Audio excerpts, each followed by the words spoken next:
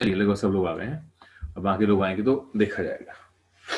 सो वैभव है इसमें, प्रभात जी हैं, कृष्णा बर्मन जी हैं, स्वीटी हैं, ऋतु है, सतीश जी हैं, बाकी कीर्ति जी आ रहे हैं। जो लोग आते जाएंगे मैं उनको ऐड करता जाऊंगा। वैभव अपने आप को अनम्यूट करो। Yes sir. अच्छा वैभव, अपनी जो केस स्टडी है, सबसे पहले इसमें एक चीज जो बताओ कि आपको पहला कंफ्यूजन किस चीज में होता है केस स्टडी में? सर इसमें स्टार्टिंग कैसे करें और इसमें मतलब कैसे स्टार्टिंग करें, कैसे भूमिका बनाए, मतलब कुछ जैसे वर्ड टू वर्ड उसको कैसे मतलब तोड़ के लिखा जाए। क्योंकि सर क्या होता है, कुछ कुछ केस स्टडी बहुत लंबी होती है, मतलब उसके जो क्वेश्चंस होते हैं, एक ही क्वेश्चन के अंदर दो तीन क्वेश्चन होते हैं सर। अब पहली तो बात तर्क यहाँ कैसे पे देना है। देखो, यहाँ पे एक चीज पे अपन लोग समझते हैं। सबसे पहले कल मैं पूरा इसको डिटेल वीडियो भी बनाऊंगा आप लोगों के लिए, डिटेल चर्चा भी करेंगे उसके ऊपर। जस्ट मैं अभी इसे लेकिन तो बेसिक अंडरस्टैंडिंग भी है हमारी केस स्टडी के ऊपर, या बेसिक अंडरस्टैंडिंग भी नहीं है, हम टोटल शून्य बैठे हुए हैं। तो आपने अपना डाउट बता दिया। यहाँ पर ऋतु, जी सर। आप केस स्टडी को लेके किस बात को सोचते हैं? सर आपने जब केस स्टडी सॉल्व करना बताया था, पहली जब आपने एथिक्स पढ़ाई थी, तो उसमें बताया था कि वो 4 चीजें हैं जो हमें याद रखनी है। तो उन चीजों को ला पाना बहुत मुश्किल हो रहा है कि वो इकट्ठा किसी केस स्टडी में परफेक्ट नहीं बैठ पाती हैं। जैसे कि नैतिकता भी होनी चाहिए, कानून भी होने चाहिए, और एक चीज और आपने बताई थी, तो वो सारी चीजें नहीं हो पा रही हैं कि सारी चीजें आ जाए एक ही केस स्टडी में। यानी कुछ ना कुछ बेसिकली अगर छूट ही केस रहा है। स्टडी को अपन लोग देखें तो केस स्टडी में सबसे बड़ी चीज जो एक परेशानी है, जो केस स्टडी पूरे विषय के ऊपर आधारित होती है, वो होती है आपकी नैतिक दुविधा के ऊपर आधारित होती है वो। ठीक है, पहली बात तो उसमें कंडीशंस ये होती हैं कि कहीं ना कहीं आप दो विकल्पों के बीच में नैतिकता के आधार पर फंसे हुए होते हो, ये चीज होती है आपकी। और फिर उस जब आप फंसे हुए हैं नैतिकता के आधार पर किसी जगह पर, फिर वहां पर आपके मूल्य जो है, उन मूल्यों का परीक्षण किया जाता है, और उसी के आधार पर फिर आपको केस स्टडी को सॉल्व करना पड़ता है। अगर हम लोग शॉर्ट में समझे तो यही है, यही अंडरस्टैंडिंग है ना अपनी। यस जी सर। सर। फिर किस मूल्य में किस तरीके का विवाद हो रहा है, कहां पे टकराव आ रहा है, क्या चीजें हो रही हैं, हम इसके ऊपर चर्चा करते हैं, राइट। लेकिन अभी भी मैं वो जो प्रश्न मेरे मन में है, अभी ना तो वैभव जी आपने बोला, ना ऋतु जी आपने बोला। स्वीटी जैन जी अपने आप को अनम्यूट कीजिए। जी सर। मैम, केस स्टडी को शुरू करने में सबसे पहले जो आपके मन में सवाल आता है वो कौन सा आता है? सर वो जो नैतिक दुविधा वाली ही प्रॉब्लम रहती है सर। एक तो प्रॉब्लम ये भी है कि मेरे पास कंटेंट नहीं था अभी तक, और मेरी मदर की तबीयत ज्यादा खराब है, उनको ओवेरियन कैंसर बता दिया है, तो मैं स्टडी नहीं कर पा रही हूँ ठीक से। तो सर अभी मैंने आज से ही मैं लौट के आई हूँ, उनका ट्रीटमेंट चल रहा था, तो मैंने आज ही उठा के देखा।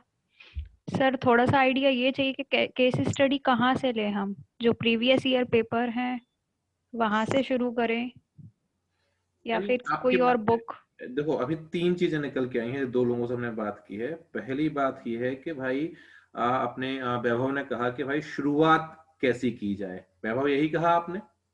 Yes sir. फिर हमने बात की, ऋतु से बात की, तो ऋतु ने बोला कि भाई जो आपके जो मतलब उसमें जो मूल्य हैं या जो उसका सार है, जैसे कभी कभी आप नैतिकता भी नहीं बना के रख सकते हो, आप मूल्यों के साथ में आपको समझौता करना पड़ता है, यानी कि किस तरीके से उसको हैंडल करें ये चीज समझ में नहीं आती है।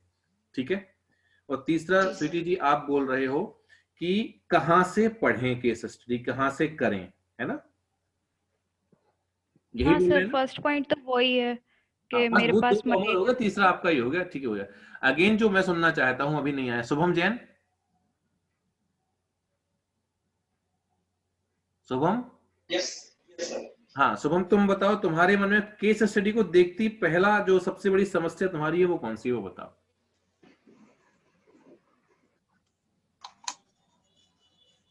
कोई समस्या ही नहीं है क्या? नेट ऑन करें।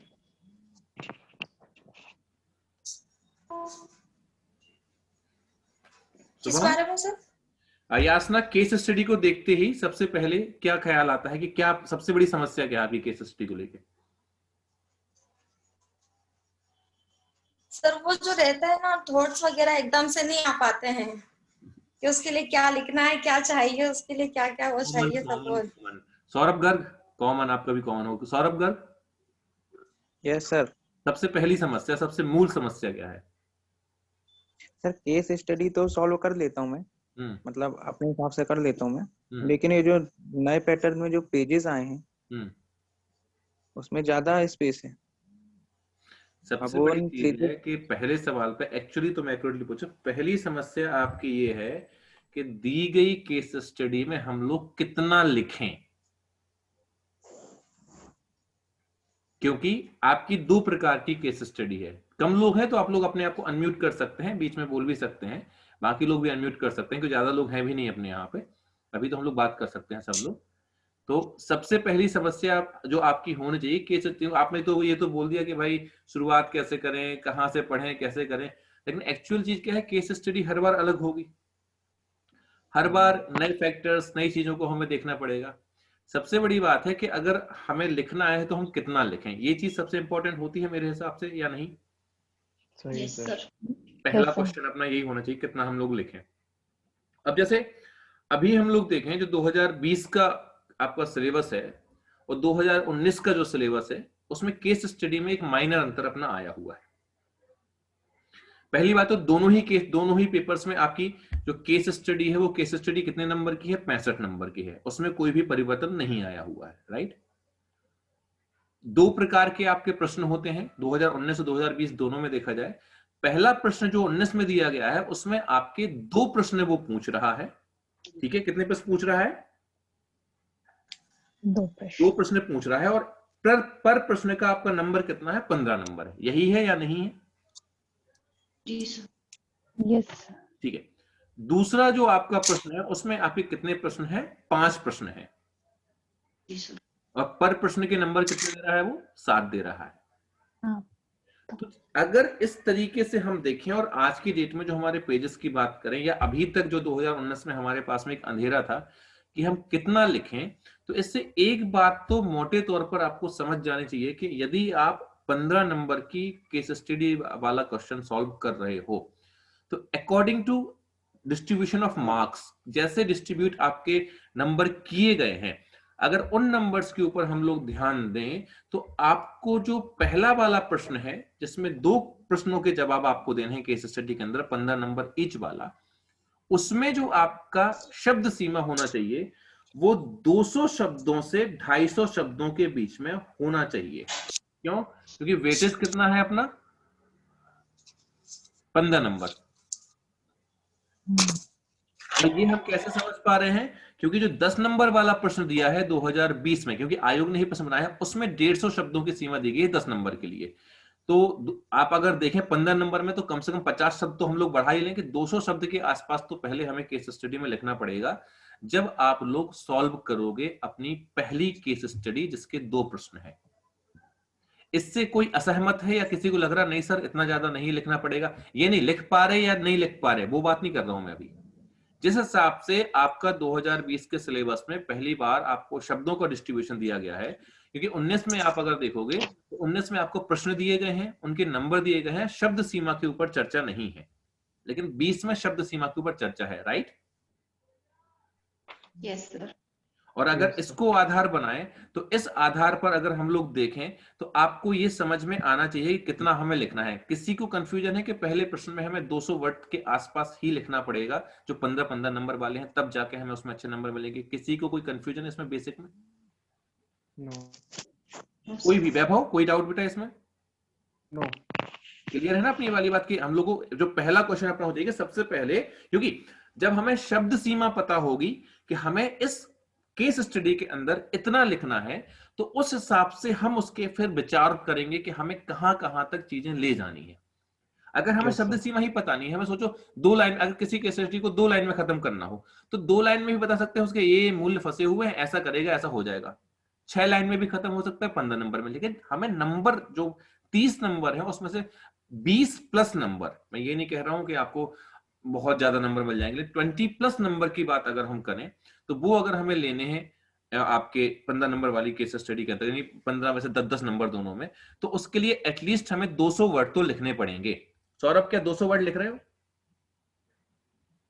सर अगर केस स्टडी में दोनों अगर अपन पॉजिटिव और नेगेटिव मतलब लिखें, जैसे मान लीजिए कि ये 2017 का मेरे पास अभी एक पेपर है, ये इसके चाइल्ड लेबर के ऊपर क्वेश्चन आया था एक 2017 में। तो जो इसका फर्स्ट क्वेश्चन है कि वो उनको बच्चों को मुक्त कराकर उसके रिहेबिलिटेशन की प्रोसेस करनी चाहिए कि नहीं करनी चाहिए, इस टाइप का पहला क्वेश्चन था एक। तो इसमें अगर अपन ये लिखें कि हाँ करनी चाहिए, तो उसमें कुछ 70-80 शब्द हो जाएंगे, नहीं करनी चाहिए तो 70-80 शब्द हो जाते हैं। नहीं, सबसे पहले प्रश्न क्या है यहाँ पे? ये तो सबकी कंफ्यूजन सबकी है, तुम्हारी भी, तुमने भी सॉल्व किया, दूसरे भी सॉल्व किया। सबसे पहले ये चीज है कि क्या आप ये चीज समझ पा रहे हैं कि आयोग अगर आपको 15 नंबर दे रहा है तो उसमें 200 शब्द की एक्सपेक्टेशन आयोग को आपसे है या नहीं? बिल्कुल सर। हाँ सर, वो तो है। मैं मतलब 150-160 के आसपास तक चला जाता हूँ। हाँ, 150-160 के आसपास तुम जा रहे हो। मतलब मेरा वही कहने का मतलब है कि हम 15 नंबर की बात कर रहे हैं तो सबसे पहले हमारी अंडरस्टैंडिंग में, क्योंकि ये केस स्टडी क्लास नहीं है आपकी, ये बेसिक एक अंडरस्टैंडिंग है जो आप लोगों, क्योंकि मैं अभी जो पॉइंट्स लिखूंगा, जो चीजें लिखूंगा, आप लोगों को जो फीडबैक आया है, जो आपकी कंफ्यूजन है, उसके आधार पर हम प्रश्नों को लिखूंगा। तो सबसे पहले जो आपकी एक चीज जो आती है वो 15 नंबर वाला जो आपका प्रश्न है, उसमें आपको 200 से 250 शब्द तक जाना ही है। कैसे जाएंगे, क्या करेंगे, वो केस स्टडी हम लोग सामने रखेंगे, केस स्टडी सॉल्व करेंगे, आपके बचा लेंगे, दूसरे के बचा लेंगे, वो अपन लोग करेंगे अलग अलग, ठीक है। सेम प्रश्न 2020 में दिया गया है दूसरी वाली केस स्टडी के लिए, सेम नंबरों का डिस्ट्रीब्यूशन है। अगर आप देखें गौर से, सेम तरीके से आपके नंबरों का डिस्ट्रीब्यूशन है और सेम तरीके से ही क्या है आपका सब चीजें दी गई हैं। 5 प्रश्न है, 7 नंबर है और प्रत्येक के लिए कितने वर्ड दिए गए हैं? 100 वर्ड। यानी 5 नंबर वाला जो आंसर आप दे रहे हो उसमें एटलीस्ट आपको 100 शब्दों में व्याख्या करनी है। कोई डाउट है इसमें? एक minute, Piyu ji please mute कर लीजिए अपने आप। हाँ, बाकी लोग मुझे बताएं, इसमें कोई डाउट है? No sir. शुभम, याशना, नहीं सर। तो क्या अभी तक पीयू प्लीज अपने आप को अनम्यूट कर लो, बार बार आप वो कर लीजिए, प्लीज अनम्यूट करिए अपने, वो म्यूट करिए अपना को, सॉरी। हाँ, तो क्या अब तक आप में से किसी ने भी इस आधार पे, सौरभ ने तो बता दिया 150 शब्द तक केस स्टडी लिखी, किसी ने भी इस आधार पे अभी केस स्टडी सॉल्व की है या नहीं की है? नहीं सर। नहीं। रानी जी, सतीश वर्मा जी? नहीं सर। कीर्ति ने भी की? Krishna Barman ji? No sir. Vaibhav? Sir इस आधार पे तो नहीं किया है, बट ये हाँ जनरली मतलब ये थिंकिंग तो थी कि हाँ इतना लिखना चाहिए, बट वो पहुंच नहीं पाते सर, वर्ड्स की कमी हो जाती है। वर्ड्स की कमी हो जाती है, तो हमें कुल मिला के ये करना पड़ेगा कि अगर ये 15 नंबर की केस स्टडी हम सॉल्व कर रहे हैं तो सर्टेन पॉइंट्स हमें ऐसे रखने पड़ेंगे कि क्रम बाय क्रम से हम उन पॉइंटों के आधार पर अपने वर्ड्स को भी बढ़ा सकें और चीजें कर सकें, ठीक है। बिल्कुल सही है सर। अगर मैं एक क्वेश्चन आपसे पूछूं कि केस स्टडी को रखने के पीछे, प्रभात ने भी, केस स्टडी को रखने के पीछे एक कारण क्या हो सकता है कि क्यों केस स्टडी आपसे पूछी जा रही है? अगर मैं यहाँ पे इंटरव्यू में अगर आपसे प्रश्न पूछ लिया जाए तो आप लोग ये बताएं कि केस स्टडी आखिर पूछी क्यों जा रही है, रीजन क्या है उसके पीछे? Sir decision making power check करने के लिए। डिसीजन मेकिंग ऋतु ने बोला, यासना आप बोलो। हाँ सर, उस समय की मनस्थिति जानने के लिए कि हम क्या करेंगे उस समय वहां पर। ठीक है, वैभव जी? निर्णय जो आपने पहले स्टार्टिंग में आपने जो बोला था सर, नैतिक दुविधा, यदि किसी नैतिक दुविधा आपके सामने फंस जाती तो आप भविष्य में कैसे फैसले ले सकते हैं, इसके आधार पे एक सामान्य सोच आपकी क्या है? ठीक है, सौरभ जी? सर एक तो ये अप्रोच कि आप अप्रोच क्या फॉलो करोगे, दूसरा उस समय पे आप क्या डिसीजन लेते हो।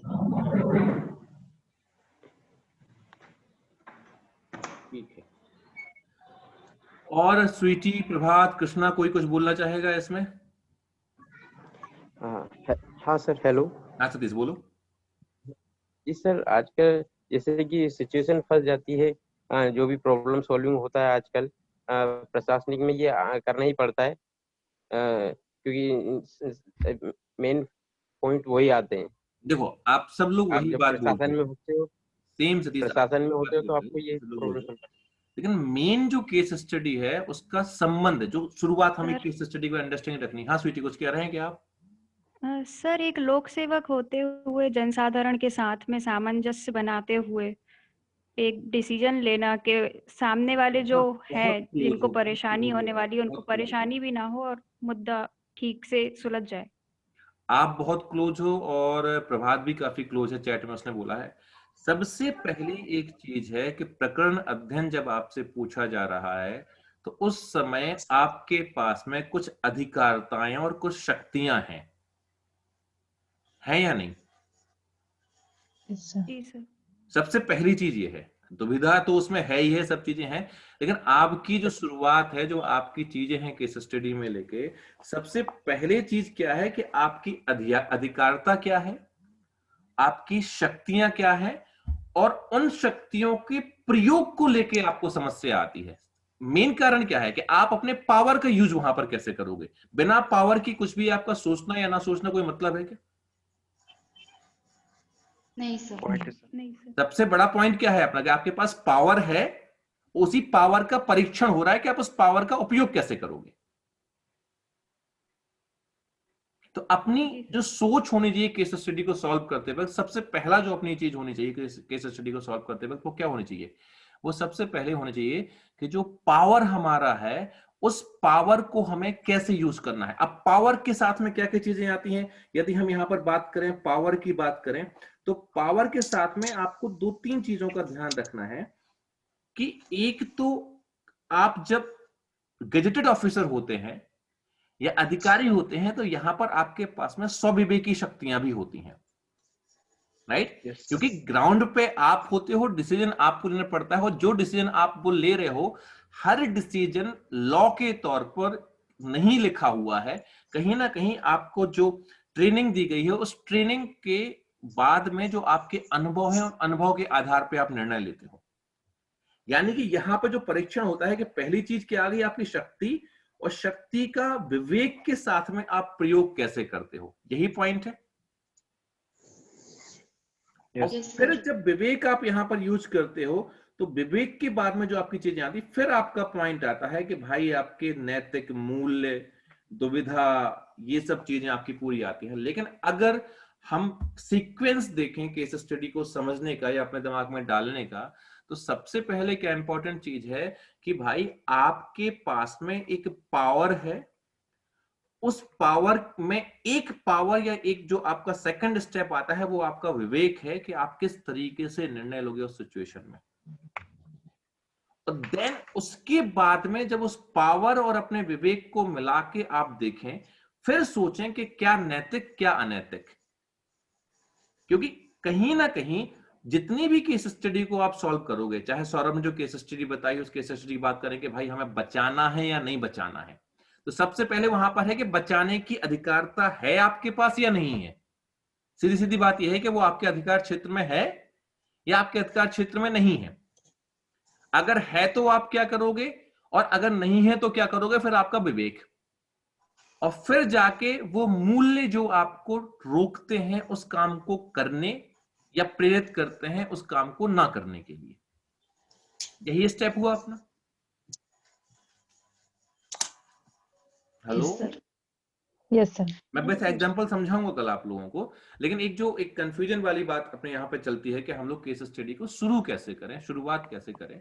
तो एक थॉट प्रोसेस की अगर बात करें, तो क्या इसमें कोई भी ऐसा पॉइंट है आपका जो पॉइंट आपको लग रहा है कहीं ना कहीं गड़बड़ में बोल रहा हूँ या ऊपर नीचे बोल रहा हूँ, या आपके अंदर कोई और चीज आ रही है कि अगर इस सीक्वेंस, जो चीजें मैंने पहले बताई हैं कि 4-5 चीजों का आपको ध्यान रखना है, मैं उसको और शॉर्ट में करूंगा। अभी 4-5 चीजें नहीं करूंगा, केवल नैतिक दुविधा वाला जो अपना पोर्शन है उसको पढ़ाऊंगा, और जैसे नैतिक दुविधा से हम लोग निकलते हैं, सेम उसी तरीके से हम लोग केस स्टडी को सॉल्व करेंगे शब्द सीमा के साथ में, और पॉइंट्स को हम लोग लिखेंगे जिन जिन पॉइंट्स को हमें फॉलो करना है। ये चीज ऐसी हो जाएगी।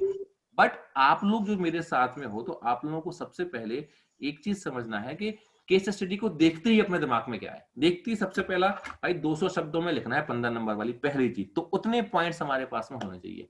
दूसरी चीज, जो सिचुएशन दी गई हो उसमें हमारा क्या पावर है या हमारी क्या शक्ति है, वो चीज। फिर उस शक्ति में आपका दिमाग और आपका विवेकाधीन शक्ति कौन सी, एक तो आपकी संवैधानिक शक्तियां आपको दी गई हैं, आपकी ड्यूटी दी गई है, वो चीज है, उसमें आपका विवेक से आपका, जैसे कई जगहों पर ऐसा होगा, आपको दुविधा में कई स्थान ऐसे आएंगे, एक आपका मूल्य दिया गया है निशक्त जनों के प्रति संवेदना या करुणा, दार्शनिक भी यूज कर सकते हैं, अलग अलग जगहों पे कर सकते हैं। नसक जनों के प्रति संवेदनाएं करना, आपका कंपेशन वाला जो पोर्शन दिया गया है, जब इस मूल्य के साथ में आपका टकराव होगा, तो जब भी आप देखोगे इस मूल्य का टकराव हमेशा वस्तुनिष्ठता के साथ में होगा, क्योंकि एक सिविल सेवक के पास में तो दोनों गुण होने चाहिए। अक्सर टकराव आप अगर देखोगे, ऑब्जेक्टिविटी और कहीं पर आपकी जो समानुभूति है, सहानुभूति है, या फिर नशक जनों के बीच करुणा है, इसके बीच में आपका टकराव होगा। जैसे कई बार जो एक सिंपल अपनी केस स्टडी होती है कि भाई एक आप जिला मजिस्ट्रेट हैं और अतिक्रमण के लिए आपको जाना है, और अतिक्रमण के लिए जब आप जा रहे हो, वहां पे गरीबों की दुकानें हैं या गरीबों के मकान हैं, आपको उसको तोड़ना है या नहीं तोड़ना है। तो यहाँ पर टकराव क्या हो रहा है, एक पॉइंट पे तो आपको जो टकराव होता है वो आपकी वस्तुनिष्ठता, एक मूल्य है आपका वस्तुनिष्ठता। वस्तुनिष्ठता क्या है, आपको वही करना है जिस तरीके से आपको ट्रेन किया गया है, तैयार किया गया है, जो आपकी नियमावली बताती है, यानी पॉइंट टू पॉइंट आप काम कर सकते हैं अपनी अधिकारता क्षेत्र के अंतर्गत। और टकराव आपका किसके साथ में होगा, टकराव होगा आपका समानुभूति, सहानुभूति या फिर करुणा वाली चीजों पे, जहां पर आप किसी के ऊपर आपको दया आ रही होगी, चीजें होगी। तो एक प्रकार की केस स्टडी आपकी ये अक्सर आपको देखने को मिलेगी, जहां पर आप तुरंत इस जगह फंस जाओगे कि आप ज्यादा महान बनने की कोशिश करोगे उसमें, ठीक है।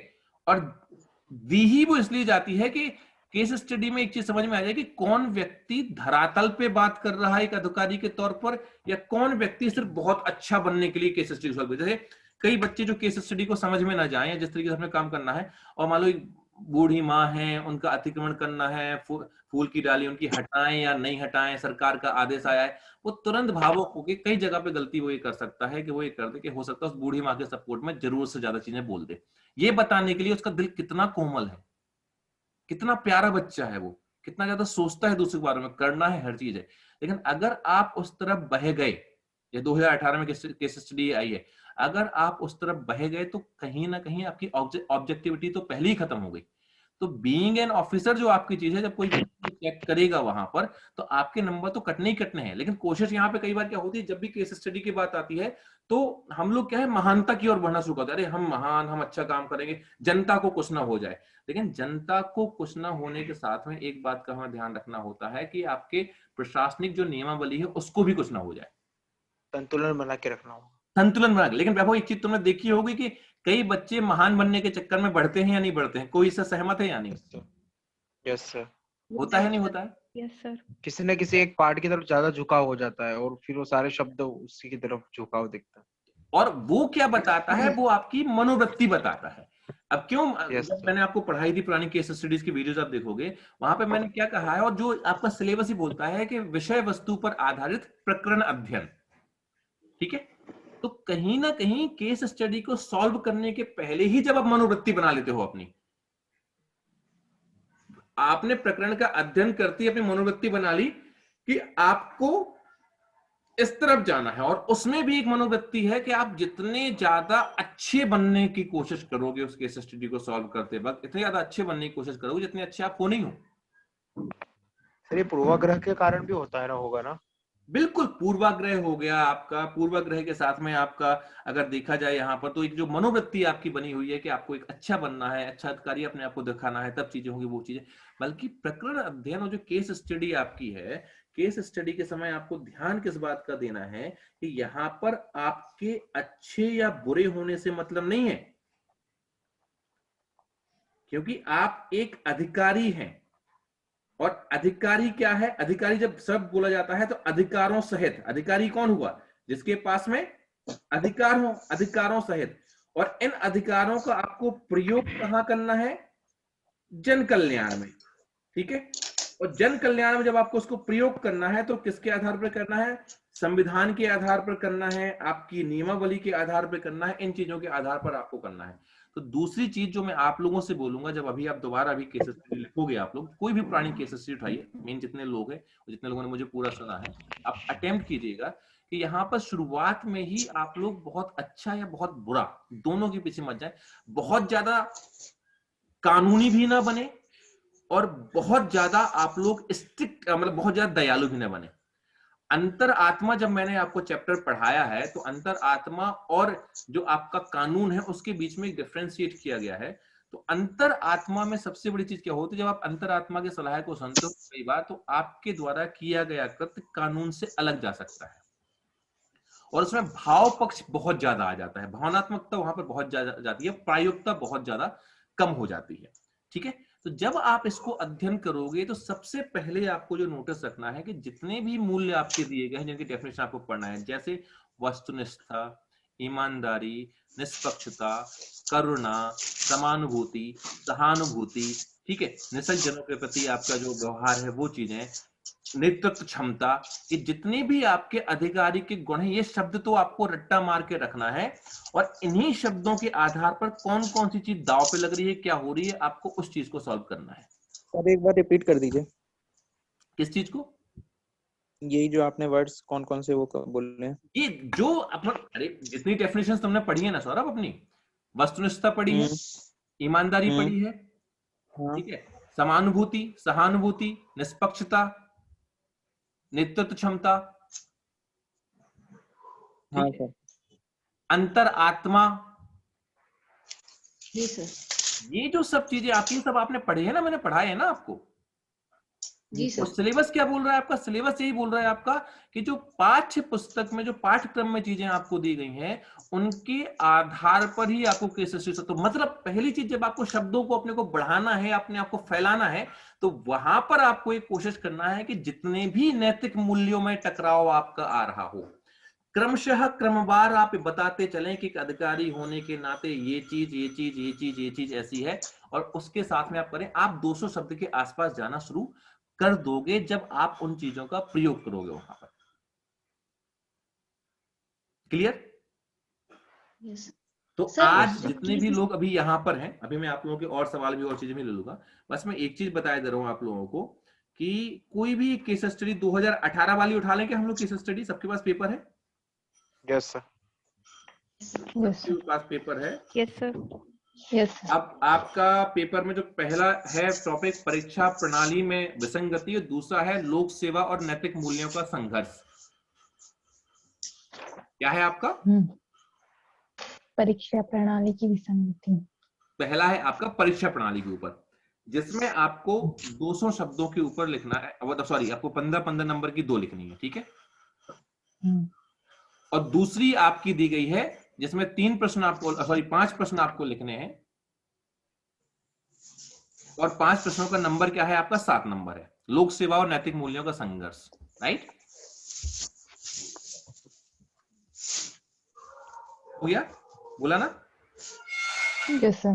तो अभी आप लोगों को क्या करना है कि चूंकि ये दोनों आपके पास में है, ठीक है, और दोनों आपके पास में होने के बाद में आपको इस केस स्टडी को कैसे सॉल्व करना है, शब्द सीमा आपको पता चल गई कि कितनी शब्द सीमा आपको लिखनी है, ठीक है। आपको थोड़ा सा आइडिया मैंने दे दिया कि किन बातों को आपको ध्यान देना है।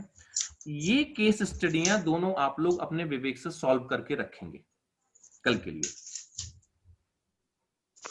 तो कौन सी एक बार फिर से बता दीजिए। 2018 का जो आपका पेपर है, जी सर, उसमें जो आपकी 3 प्रश्न नंबर 3 और प्रश्न नंबर 4 है, 2 आपकी केस स्टडी दी गई है, पाठ्यक्रम में सम्मिलित विषय वस्तु पर आधारित प्रकरण अध्ययन जो आपका दिया गया है जी जी, 2018 का। पहले में परीक्षा प्रणाली की विसंगति दी गई है, दूसरे में लोक सेवा और नैतिक मूल्यों का संघर्ष दिया गया है। जब आप पेपर देखें 2018 का, उसमें मिल जाएगा। तो इन दोनों केस स्टडी को क्या करना है आपको, इन दोनों केस स्टडी को आपको सॉल्व करके देखना है, ठीक है वैभव? जी सर, ध्यान क्या देना है? 15-15 नंबर वाली 200 शब्दों के आसपास, दूसरी वाली 100 शब्दों के आसपास, ठीक है। और उसमें भी आपकी अधिकारिताएं, आपका क्षेत्र, आपके प्रयास, इन सब चीजों को ध्यान करते हुए ये 2 केस स्टडी आपको सॉल्व करना है। मैं लाइव इन केस स्टडी के बारे में आप लोगों से चर्चा करूंगा, और फिर सबसे पहले ये बताऊंगा कि कौन कौन सी बातों का, कौन कौन से स्टेप्स का हमें ध्यान रखना है, और स्टेप्स को कॉम्बाइन करते हुए ये केस स्टडी हम लोग सॉल्व करेंगे। कि किसी भी प्रकार की अगर केस स्टडी आपकी आ जाती है तो उस प्रकार की केस स्टडी को हम लोग सॉल्व कर सकें और अच्छे तरीके से आगे बढ़ सकें, ताकि इसमें 65 नंबर में से 45 नंबर के आसपास की हमारी तैयारी रहे। और अगर हम केस स्टडी में 45 के आसपास पहुंच जाते हैं किसी कंडीशन में, तो एथिक्स आपका 140 पार हो सकता है, ठीक है। सर ये जो कल डायरेक्ट करेंगे आप? आते हैं, हाँ सौरभ क्या? ये जो डायरेक्ट क्वेश्चन है, जैसे कि इसमें लिखा है कि पेपर लीक होने के कारण क्या है, हम्म। तो इसमें पहले अपन कुछ इंट्रोडक्शन बना सकते हैं या डायरेक्ट अपन 1 2 3 4 5 करके मतलब नहीं, ये चालू करें इंट्रोडक्शन और पहले वो, इसको आप सीधे समझो इस चीज को कि सबसे पहले ये प्रश्न आपसे पूछा क्यों गया कि प्रश्न पत्र लीक होने के कारण क्या है। सबसे पहली चीज तो यह है कि प्रश्न क्यों पूछा गया, वो बताओ, प्रश्न क्यों पूछा गया? यही सर, क्योंकि वो भ्रष्टाचार है और ईमानदारी नहीं है, यही मतलब ऐसे 3-4 मूल्य अपन लिख सकते हैं। एफएलटी कॉपी के लिए भी आपको मैं व्हाट्सएप नंबर दूंगा दूसरा, जहां से चेक करने वाले के पास में डायरेक्टली कॉपी पहुंचती है, वहां कॉपी आपको भेजना है। ग्रुप से डाउनलोड करने में और करने में बहुत टाइम जाता है, तो व्हाट्सएप नंबर मैं आपको अलग से दे दूंगा, चेक करी कराई कॉपी आपको मिल जाएगी, वो बता रहा हूँ थोड़ी देर में आपको। सौरभ फिर से बोलना, क्या बोल रहे थे तुम? सॉरी सर, आपने पूछा ना कि ये मतलब प्रश्न वो जो पेपर लीक हुआ वो क्यों हुआ, तो इसमें यही अपन 3-4-5 मूल्य लिख सकते हैं कि मतलब ईमानदारी की कमी, भ्रष्टाचार, प्रशासन में अपारदर्शिता। है कि अगर प्रश्न पत्र लीक हुआ है तो ये एक व्यवस्था का फेल्यूर है, जो शुरुआत की तुम बात कर रहे थे ना, ये एक व्यवस्था का फेल्यूर है, व्यक्तिगत फेल्यूर नहीं है, ये सिस्टम एक व्यवस्था का फेल्यूर है। फिर उस व्यवस्था के अंतर्गत जो लोग हैं